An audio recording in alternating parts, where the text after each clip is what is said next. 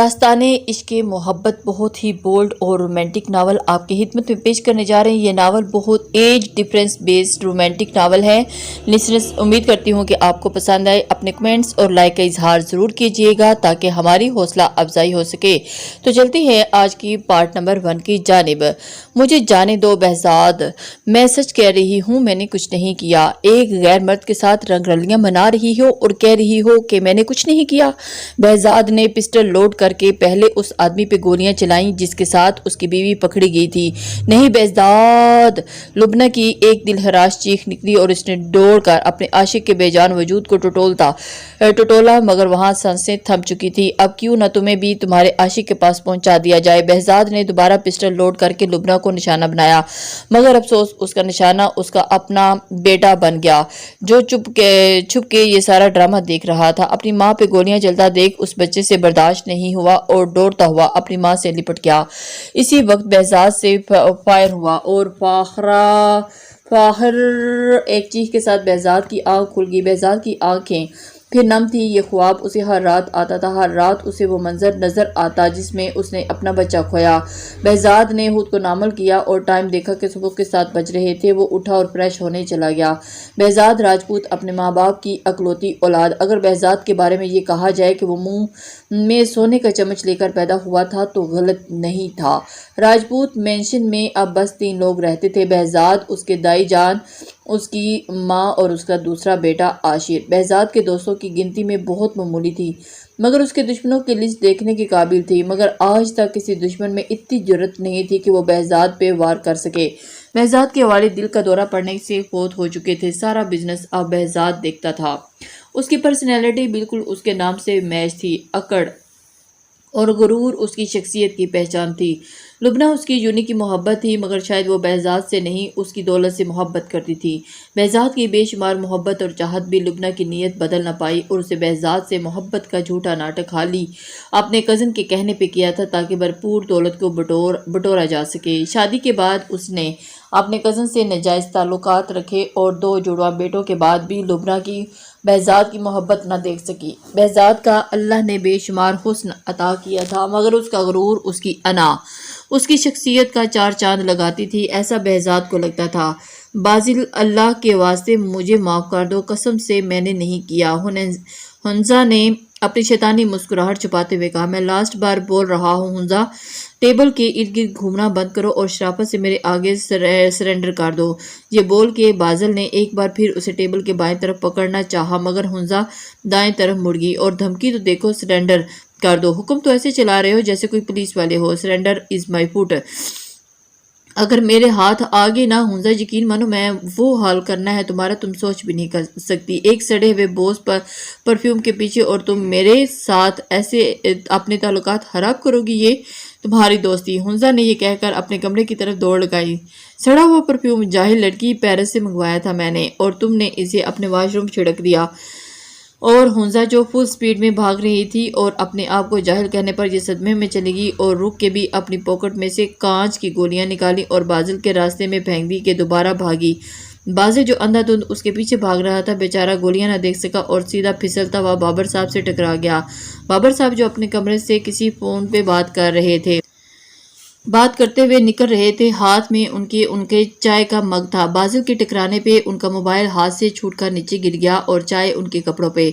جہاں یہ منظر دیکھ کے حنزہ کا ہاتھ ایک دم اپنے منہ پر گیا۔ وہی آگے کا سوچ کے بازل نے بھی آنکھیں بند کر لی۔ کوئی پارک سمجھا ہوا ہے کیا گھر کو؟ بابر صاحب کی گرجدار آواز ہال میں گونجی۔ اتنے بڑے ہو گئے ہو، تمیز ہے کیا؟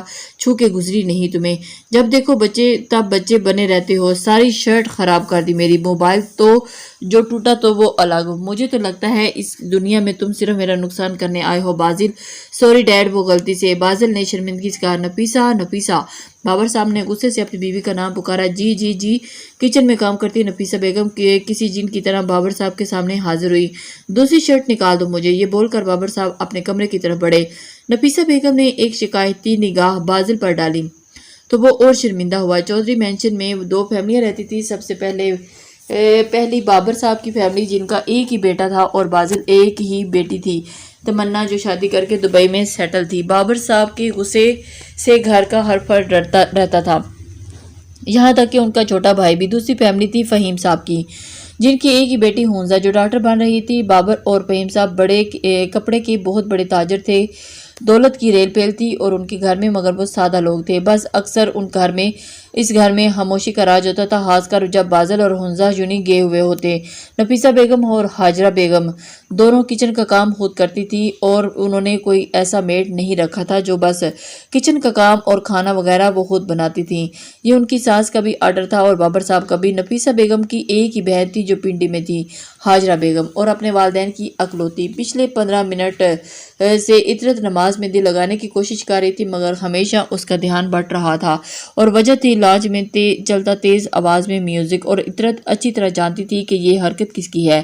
جیسے تیسے عطرت نے نماز ختم کی اور لانچ میں پہنچ کے ساؤنڈ سسٹم کا وائر کھینچ کے پلگ سے نکالا۔ سنم جو اپنے ہاتھوں کے ناخنوں کو نیل پینٹ سے رنگ رہی تھی، میوزک اف ہوتے ہوئے اس نے نگاہ اٹھائی اور سامنے غصے سے لبریز چہرے لیا عطرت کو کھڑے پایا۔ میوزک کیوں بند کیا آپ ہی؟ سنم نے ساؤنڈ سسٹم کا وائر دوبارہ لگانا چاہا تو عطرت نے سنم کا بازو پکڑ کے اسے دباتے ہوئے غصے سے کہا، کچھ تمیز ہے تمہیں؟ کچھ شرم ہے کہ نہیں؟ ابھی عصر کی اذان ہوئے 2 سیکنڈ ہوئے ہیں اور تم اتنی تیز آواز میں گانے سن رہی ہو، یہ جانتے ہوئے بھی کہ اس گھر میں دادی اور میں نماز پڑھتے ہیں، اور تو میں کیا کروں؟ آپ اور یہ دادی اگر نماز پڑھتی ہیں تو اپنے لیے پڑھتی ہیں۔ آپ ہی ذرا سا چھٹی کے دن اگر میں سکون سے گزارنا چاہوں تو عطرت آپ ہی، آپ کو یہ بات ہضم ہوتی نہیں ہے اور نہ ہی میرا سکون ہضم ہوتا ہے۔ بات کو غلط رخ مت دو سنم، اتنے تیز آواز میں گانے سن رہی ہو، شاید اور بھی لوگ رہتے ہیں اس گھر میں جن کو اتنا لاؤڈ میوزک پسند نہیں تو کان میں روئی لگا کر بیٹھا کریں، خاص کر جب میں گھر میں ہوں۔ سنم نے غصے سے عطرت سے ہاتھ چھڑواتے ہوئے کہا، یہ کس انداز میں بات کر رہی ہو عطرت سے؟ بڑے چھوٹے کا لحاظ بھول گئی ہو کیا؟ شاہجہاں بیگم کی آواز لاؤنج میں گونجی۔ آپ آپی کو کچھ نہیں بولیں گی؟ اس نے ایسا کچھ نہیں کیا جو میں اسے کچھ بولوں تو غلطی تو ہے تمہاری، جو اتنی تیز آواز میں گانے سن رہی ہو، یہ جاننے کے باوجود بھی کہ اذان کے فوراً بعد تمہاری آپی دادی نماز پڑھتی ہیں۔ ہو تو تمہیں نماز کا ہوش نہیں ہے؟ مجھے میری قبر میں جانا ہے ماما، میری بخشش کروانے نہیں آئیں گی؟ سنم کا لہجہ سرد ہونے لگا۔ سنم، شاہجہاں بیگم کی آواز ایک بار پھر لاؤنج میں گونجی، تم بہت زیادہ بدتمیز ہو رہی ہو، ایسا نہ ہو کہ تمہاری لگامیں کھینچنی پڑے مجھے۔ کیا کریں گی؟ پاکٹ منی بند کریں گی؟ کھانا نہیں دیں گی؟ سنم چپ ہو جاؤ پلیز۔ اچھا چلو میں تمہیں سوری بولتی ہوں۔ عطرت نے جب معاملہ بگڑتا دیکھا تو خود ہی جھک گئی۔ آپ کا کام تو یہی ہے کہ پہلے تماشا لگاتی ہیں پھر آ جاتے ہیں رش کم کرنے۔ ایک بار اگر تم نے عطرت سے بدتمیزی کی تو سنم مجھ سے برا کوئی نہیں ہوگا، آپ سے برا کوئی ہے بھی نہیں۔ ابھی سنم کی بات منہ میں ہی تھی کہ شاہجہاں بیگم کا تماچا سنم کے گال پر چمک گیا۔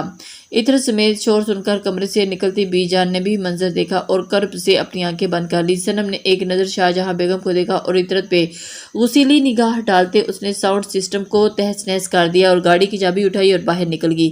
عطرت اسے آوازیں دیتی رہ گئی مگر وہ نہیں رکی۔ شاہجہاں بیگم وہیں پاس کھڑے رکھے صوفے پر ڈھیر ہوگی۔ شاہجہاں ولا جیسے اظہر صاحب نے محبت سے بنایا تھا اپنی محبت کے لیے، مگر آج وہ اس گھر میں اکیلی رہتی اپنی ساس اور 2 بیٹیوں کے ساتھ۔ اظہر صاحب کا کاروبار بڑا وسیع تھا جسے سنبھالنے کے لیے انہیں ایک بیٹا چاہیے تھا، مگر دوسری بیٹی پیدا ہونے پہ اظہر صاحب کو تشویش ہونے لگی کہ کہیں وہ بنا وارث کے ہی نہ مر جائے، کیونکہ سنم کے پیدا ہونے کے بعد ڈاکٹر نے اظہر صاحب کو بتا دیا تھا کہ اب ان کی وائف دوبارہ ماں نہیں بن سکتی۔ ایک بیٹے کے لیے انہوں نے دوسری شادی کر لی اور انہوں نے شاہجہاں بیگم کو بہت سمجھایا، مگر انہوں نے یہ کہہ کر کہ اظہر صاحب اپنے راستے الگ کر لیے کہ وہ محبت میں بٹوارہ برداشت نہیں کر سکتی۔ آج بھی اظہر صاحب کے نام پر بیٹھی ہیں، مگر انہیں دیکھے آج 22 سال ہو گئے اظہر صاحب کی۔ کئی بار شاہجہاں کی مدد کرنی چاہیے انہیں، کہاں اس دولت پہ میری بیٹیوں کا حق بھی ہے، مگر انہیں جب اظہر صاحب سے ہر تعلق توڑا تو ان کی جائیداد میں ایک پیسہ بھی نہیں دیا سوائے اس گھر کے جہاں وہ اپنی ساس کی خواہش پہ رہ رہی ہیں۔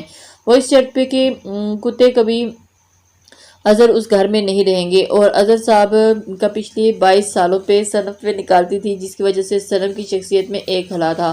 اپنے والد کا بزنس شاہجہاں بیگم نے بہت اچھا سنبھالا تھا اور آج ان کا نام ایک فیمس بزنس وومن میں لیا جاتا ہے۔ 2 منٹ کے اندر شانزے تیار ہو کے نیچے آ جاؤ۔ کیوں؟ کہاں جانا ہے؟ ایسا سوال ہرگز نہیں پوچھنا، دماغ بہت شارٹ ہے۔ سنم نے گاڑی شانزے کے گھر کے باہر آ کر روکی اور اسے فون کر کے کہا، آئی میری جان، بس 2 منٹ، ماما کو بتا کے آ رہی ہوں۔ ماما میں سنم کے ساتھ جا رہی ہوں، ابھی آ جاؤں گی تھوڑی دیر میں۔ شانزے نے اپنا موبائل اٹھاتے ہوئے نادیہ بیگم مخاطب کرتے ہوئے کہا، ارے کہاں؟ جلدی سے، میری طوفان ایکسپریس۔ شانزے جو تیزی سے سیڑھیاں اتر رہی تھی مراد کے راستے میں آتے ایک دم رکی۔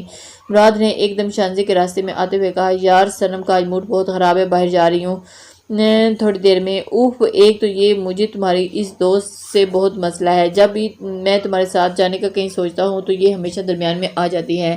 مراد، آج تو یہ کہہ دیا، آئندہ نہیں کہنا۔ سنم زندگی ہے میری اور تم جان۔ یہ کہہ کر شانزے نے باہر کو ڈور لگائی اور پھر مراد نے مسکرا کے چاہتی ہوئی شانزے کو دیکھا اور اپنے کمرے کی طرف چل دیے۔ شانزے کی فیملی میں ٹوٹل 5 لوگ تھے۔ وہ اپنی ماں باپ کی اکلوتی تھی اور اس کی پھپھو اور اس کا بیٹا مراد انہی کے ساتھ رہتے تھے۔ مراد کے فادر کی ڈیتھ ہو گئی تھی اور جواد صاحب کو اپنی بہن سے بہت عزیز تھی، اس لیے انہوں نے اپنی بہن کو ہمیشہ کے لیے ساتھ رکھ لیا۔ شانزے اور سنم اسکول کے ٹائم کی دوست تھی اور دوسری وجہ ان کی دوستی ان کا ڈانس، بہت سارے کمپٹیشن میں وہ دونوں ایک ساتھ جیت چکی تھی۔ دو جسم ایک جان والا سین تھا ان دونوں کا۔ جواد صاحب نہ تو مڈل کلاس تھے اور نہ ہی ان کا شمار امیروں میں ہوتا تھا۔ ایک ملٹی نیشنل کمپنی میں وہ مینیجر تھے اور اب مراد کو بھی وہ اسی کمپنی میں لگوانے کا ارادہ رکھتے تھے۔ مگر سنم، تجھے اچھا لگے یہ برا غلطی ہے تیری۔ سنم نے گھور کے شانزے کو دیکھا اور اس نے کندھے اچکا دیے۔ دیکھ سنم، یہ بات تو تسلیم کر لے کہ تیری نیچر میں اطرت، آپی کے نیچر میں زمین آسمان کا فرق ہے۔ آنٹی نے تم لوگوں کو، گھر کو، بزنس کو اور پھر تمہاری دادی کو کس طرح سنبھالا ہے تمہارے سامنے ہے۔ ٹھیک ہے، اگر تو ان کی توقعات پہ پوری اترنا نہیں چاہتی تو ان کو جلانا اور ان کو غصہ دلانا بھی چھوڑ دے۔ شانزے کی باتیں کافی حد تک صحیح تھی۔ سنم گردن جھکائے شانزے کی باتیں چپ کر کے سن رہی تھی اور یہ بات شانزے کو سنم کی پسند تھی۔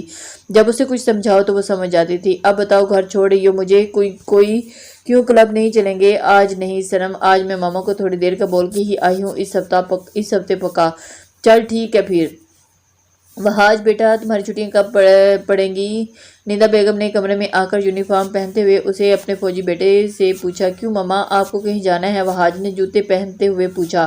ہاں، میں سوچ رہی تھی کہ آپا کے پاس کراچی جانے کا، تو آپ میرا انتظار مت کریں، تقریباً 15-10 دن لگ جائیں گے ابھی چھٹیاں ہونے میں۔ نہیں جاؤں گی، اب تو تمہارے ساتھ ہی جاؤں گی۔ آپا بھی بول رہی تھی کہ وہاج کو لے کے آنا، جب سے اس نے ایئر فورس جوائن کی ہے اس کی شکل دیکھنے کے لیے ترس گئی ہوں۔ اس بار ایک اور کام بھی ہے مجھے کراچی میں۔ وہاج نے ماں بنا اپنی طرف دیکھے ہی کہا۔ میری شادی کا مت سوچے گا وہاج، 28 کے ہو گئے ہو، اکلوتی اولاد ہو میری، کیا چاہتے ہو؟ اپنے بیٹے کی خوشیاں دیکھے بغیر ہی اس دنیا سے چلی جاؤں؟ یہ بول کر ندا بیگم کی آنکھیں بھر آئیں۔ او ہو، اچھا نہ ڈھونڈ دیجیے گا میرے لیے لڑکی۔ خوش سچ کہہ رہے ہو نا؟ بعد میں مکرو گے تو نہیں میری پیاری امی جان؟ نہیں مکروں گا، مگر اب جائے جلدی سے ناشتہ لگائے، مجھے لیٹ ہو رہا ہے۔ ہاں ہاں تم آ جاؤ فٹافٹ، میں ہما ماسی سے کہہ کر ناشتہ لگواتی ہوں۔ ندا بیگم کے جاتے ہی وہاج کے کچھ دیر پہلے مسکراتے لب ایک دم سکڑے۔ اچانک کوئی چہرہ چھن سے اس کے سامنے آیا اور دل کے کسی کونے میں گواہی دی۔ وہاج، مان کیوں نہیں لیتے؟ آج بھی تم اس سے محبت کرتے ہو؟ نہیں کرتا، وہ بے وفا ہے۔ دل کی گواہی کو روند کے وہاج ناشتہ کرنے کے لیے نیچے چلا گیا۔ بلاج بیٹا، یہ سائم نہیں آیا ابھی تک ناشتہ کرنے؟ رخسانہ بیگم نے اپنے بیٹے کو مخاطب کر کے کہا۔ آپ کو یاد نہیں کل سنڈے تھا تو آپ کا لاڈلا پوتا پوری رات اپنے دوستوں میں تھا، رات دیر تک واپس آیا تو ہاں، تو پورا ہفتہ تمہارے ساتھ آفس میں تو کام کرتا ہے نا، اگر 2 دن اسے مل جاتے ہیں انجوائے کرنے کے تو اس میں بھی تو تمہیں اعتراض ہے؟ بلاج صاحب نے ایک طنزیہ مسکراہٹ کے ساتھ چائے کا گھونٹ لیا اور کہا، نہیں ماں، آپ کی کسی بات پہ اعتراض کرنا تو میں نے سالوں پہلے ہی چھوڑ دیا تھا۔ بلاج کی اس بات پہ رخسانہ بیگم کا دل کٹ کے رہ گیا۔ بلاج، اب تو معاف کر دو اپنی ماں کو، اب تو اتنے سال ہو گئے ہیں اس بات کو۔ نہیں ماں، آپ کا حق ہے، مجھ پہ ایسا مت کہیے، بس آپ کے ساتھ ساتھ مجھ پہ کسی اور کا حق تھا ماں، جو اپنے زبردستی کسی اور کو دلوا دیا۔ ناصر کو مرے ہوئے آج پورے 10 سال ہو گئے ہیں وہاج، آج بھی تم اس بات پہ ناراض ہو کہ میں نے تمہاری مرضی جانے بغیر تمہاری شادی زبردستی اپنی بھانجی سے کروا دی؟ نہیں ماں، ناراضگی کا لفظ اب بہت دھندلا پڑ گیا ہے، اب نہ کسی کو صرف محبت کرنے کی سزا دی۔ اور ماں، اپنی زبان کے پیچھے، ناصرہ میری بیوی تھی، مجھے پتا ہے کہ اسے مرے ہوئے 10 سال ہو گئے، مگر ماں وہ بھی بیوی تھی جسے دیکھے مجھے 20 سال ہو گئے۔ مجھے تو یہ بھی نہیں پتا کہ وہ زندہ بھی ہے کہ یہ مر گئی ہے، بس یہی دعا ہے کہ مرنے سے پہلے ایک بار اسے دیکھ لوں، اچانک سے صحیح، وہ کہیں ہے تو سامنے آ جائے اور اس سے معافی مانگ لوں، کیونکہ اس نے ہجر کاٹا ہے ماں، جس کی وہ حقدار نہیں تھی، اور اس نے، آپ کے بیٹے نے اسے پسند کیا تھا۔ آپ کی قسم ماں، میں نے جینے کی وجہ سے چھین لی ہے، اگر آج میں زندہ ہوں تو صرف سائم کے لیے، آپ کے لیے۔ دوبارہ میرے ماضی کو مت کریدنا ماں، ضروری نہیں کہ ماں کے جو ظاہری زخم ہوں وہی کریدنے پہ تکلیف کا باعث بنتے ہیں، کچھ اندرونی زخم ایسے بھی ہوتے ہیں ماں جو ہرگز دن گزر کے ساتھ خود بخود ہرے ہو جاتے ہیں۔ یہ بول کے بلاج صاحب رکے نہیں چلے گئے۔ رخسانہ بیگم کے پاس اب پچھتانے کے علاوہ کچھ نہیں تھا۔ بلاج مینشن میں کل 5 لوگ رہتے تھے۔ بلاج صاحب اور ان کی بہو یعنی ناصرہ اب اس دنیا میں نہیں تھے۔ بلاج کسی مینشن کی طرح دن رات کام کرتے تھے، نہ جانے وہ کس طرح سے بھاگ رہے تھے، اور ان کا ایک ہی بیٹا سائم جو انہیں عزیز تھا، جس کی خاطر وہ جی رہے تھے، وہاج صاحب کی ایک ہی بہن تھی جو لندن میں اپنے شوہر کے ساتھ رہتی تھی اور ہر سال پاکستان آتی تھی۔ انہیں سر ابھی تک اس کا کچھ نہیں پتہ چل سکا۔ بہزاد کا مینیجر اس کے سامنے گردن جھکا کے کھڑا تھا۔ زمین کھا گئی یا آسمان نگل گیا؟ بہزاد نے ہاتھ میں پکڑا کاپی کا دیوار پر دے مارا۔ اور سر، ہم کئی دفعہ اس کے گھر گئے ہیں، مگر ہر دفعہ اس کی بیوی بولتی ہے کہ نہیں ہے گھر پہ، نظر رکھو اس پہ، کوئی اور تو کمزوری ہوگی نا دلاور کی جس کے لیے وہ ہمارے سامنے آئے گا۔ جی سر، جواد صاحب آگے ہو تو انہیں میرے کیبن میں بھیجو۔ جی سر۔ بہزاد فائل دیکھنے میں مصروف تھا۔ جب جواد صاحب کیبن میں آئے تو جی سر آپ نے بلایا؟ ہاں جواد صاحب، وہ اپنے بھتیجے کی بات تھی، میری ایک کلیگ کی کمپنی میں ویکینسی ہے، کل آپ وہاں بھیج دیجیے گا، انشاءاللہ کام بن جائے گا۔ شکریہ سر آپ کا۔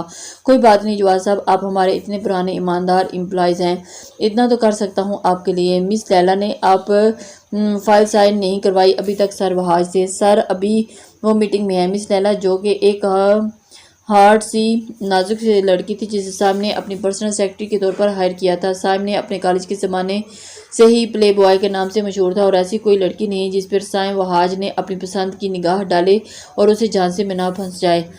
اللہ نے شکل صورت اتنی حسین دی تھی کہ لڑکیاں ایک جھلک میں فدا ہو جاتی تھی۔ اوپر سے دولت مند سائم اب تک کافی لڑکیوں سے فلرٹ کر چکا تھا، نہ جانے کتنے دلوں کا توڑ چکا تھا، مگر سائم پر کوئی فرق نہیں پڑتا تھا۔ کوئی روئے، کوئی نہیں، کسی کا دل ٹوٹتا، کیونکہ سائم کو ماننا تھا کہ آج کے دور میں ایسی لڑکی نہیں ہے جو دولت پہ نہ مرتی ہو۔ میٹنگ کا نام سنتے ہی سائم کا پلے بوائے والا روپ آن ہوا۔ مس لیلا، آج تو آپ کافی ہارڈ لگ رہی ہیں۔ مس لیلا جو آج ہاس کر شارٹ شرٹ جس کا گلا کافی ڈیپ تھا اور اس کے تنگ کیپری پہن کر آئی تھی، سائم کی توجہ حاصل کرنے کے لیے اس کی محنت رنگ لائی تھی۔ شکریہ سر۔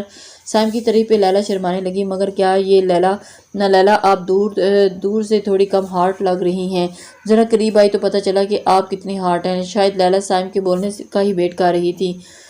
سائم کے ایک دفعہ بلانے پہ ہی سائم لیلا کے ران پر جا کر بیٹھ گئی۔ آپ تو کافی ہارٹ ہیں مس لیلا، آپ اور یہ ڈریس آپ پر کافی سوٹ کر رہا ہے۔ سائم نے یہ بات بول کے مس لیلا کے چہرے کے بال کان کے پیچھے کیے اور اسے اندازہ نہیں ہوا کہ اس کا یہ رومانٹک سین کوئی بھی غصہ سے دیکھ رہا ہے۔ یہ بول کے سائم اور اس کے لبوں پر جھکنے لگا جب ایک دم کسی نے چیخ کے کہا کہ یہ تو تمہاری بہت اہم میٹنگ جس کی وجہ سے تم مجھے اگنور کر رہے ہو۔ سائم جو اپنا کام پورا ہوتا دیکھ بہت خوش ہو رہا تھا۔ ایک دم کسی نے جانی پہچانی آواز نے ایک دم ہڑبڑایا اور اپنے سامنے اپنی پرانی گرل فرینڈ جسے ابھی اکتانے لگا تھا، اور اس کے اکتانے کی وجہ وہ مدیحہ کا بار بار شادی پہ اصرار کرنا۔ مدیحہ کو تیزی سے اپنی طرف بڑھتا دیکھ کر سائم نے تقریباً پھینکنے والے انداز میں لیلا کو اپنی گود سے نیچے اتار دیا۔ مدیحہ نے آگے بڑھ کر سائم کا گریبان پکڑ کے کہا، یو چیٹر لائر، تم نے مجھے دھوکہ دیا، چھوڑوں گی نہیں تمہیں میں۔ یہ بول کے جیسے ہی مدیحہ نے سائم کے منہ پر چماٹ مارنا چاہا، ویسے ہی سائم نے اس کا ہاتھ روک کے کہا، سوچنا بھی نہیں مدیحہ ڈارلنگ، ورنہ مجھے نہیں جانتی تم۔ ابھی ہوٹل میرٹ کے سویٹ روم میں گزارے ہمارے کچھ پلوں کی ویڈیو ہے میرے پاس، جسے لیک کرنے میں مجھے ذرا بھی افسوس نہیں ہوگا۔ سائم کے منہ سے سننے والی دھمکی مدیحہ کے چہرے پہ گھبراہٹ کے اثر رونما ہونے لگا۔ لیلا نے جب ان دونوں کے درمیان گہما گہمی ہوتی دیکھی تو فوراً کیبن سے باہر چلی گئی۔ تم میرے ساتھ ایسا نہیں کر سکتے سائم، تم سے محبت کرتی ہوں اور اپنا سب کچھ وار چکی ہوں تم پر، پلیز میرے ساتھ ایسا نہیں کرو، میں مر جاؤں گی۔ مدیحہ نے سائم کے بے حد قریب ہو کر اس کا چہرہ تھام کے کہا، بیبی مجھ سے پہلے تم اپنا سب کچھ اور بھی وار چکی ہو، اور اگر چاہو تو ڈیٹیل دے سکتا ہوں۔ سائم کے انکشاف پہ مدیحہ کی ساری اکڑ ہاک میں مل گئی۔ تم کس ٹائپ کی ہو مدیحہ بیبی؟ یہ تو میں اسی وقت سمجھ چکا تھا جب تم نے مجھے مہنگے مہنگے گفٹ مانگنا شروع کر دیے تھے۔ تمہاری شرافت کا اندازہ یہاں سے لگا لو کہ ماں باپ کو جھوٹ بول کے ایک غیر مرد آدمی کے ساتھ تم ہوٹل کے کمرے میں مزے لے رہی تھی۔ شرافت اور عزت تمہاری اسی میں ہے کہ چپ چاپ کر کے یہاں سے دفع ہو جاؤ اور آئندہ مجھے کبھی اپنی شکل مت دکھانا۔ سائم اسے دھمکا چکا تھا، اور پھر ذرا بھی ہوشیاری کی نہ تو سائم وہاج کے ساتھ یقین مانو کہ اس شہر میں سانس لینا مشکل کر دوں گا تمہارا۔ مدیحہ جو شیرنی کی طرح دھاڑتی ہوئی آئی تھی بھیگی بلی کی طرح چلی گئی۔ داستانے